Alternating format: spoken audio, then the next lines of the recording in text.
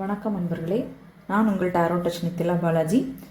கந்த சஷ்டி விரத நாட்களில் பார்த்துட்ருக்கோம். முருகனின் வாக்கு 3ஆம் நாள் இன்று செந்திலாண்டவன் துணையோடு. இன்றைக்கி என்ன செய்தி, என்ன வாக்கு முருகன் சொல்கிறாருன்னு பார்க்கலாம்.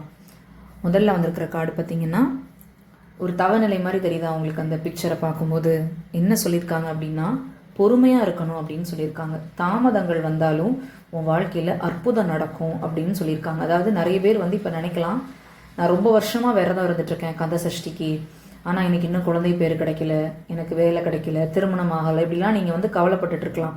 ஆனால் ஒன்று தெரிஞ்சுக்கோங்க, வருடங்கள் போய்கிட்டே இருக்கலாம், தாமதம் ஆகலாம், ஆனால் அதுக்கப்புறம் உங்களுக்கு கிடைக்கிறது நிச்சயமாக முருகன் சொல்கிற மாதிரி ஒரு தரமான அற்புதமாக இருக்கும்.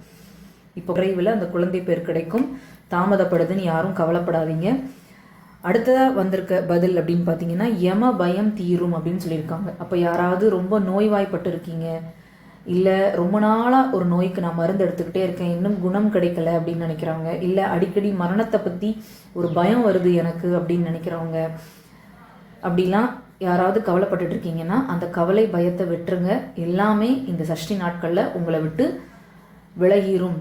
நீங்கள் தைரியமாக இருக்கலாம், நாங்கள் கூடவே இருக்கிற வேலும் மயிலும் துணையாகவே இருக்கும் அப்படின்னு முருகன் வாக்கு கொடுக்குறாங்க.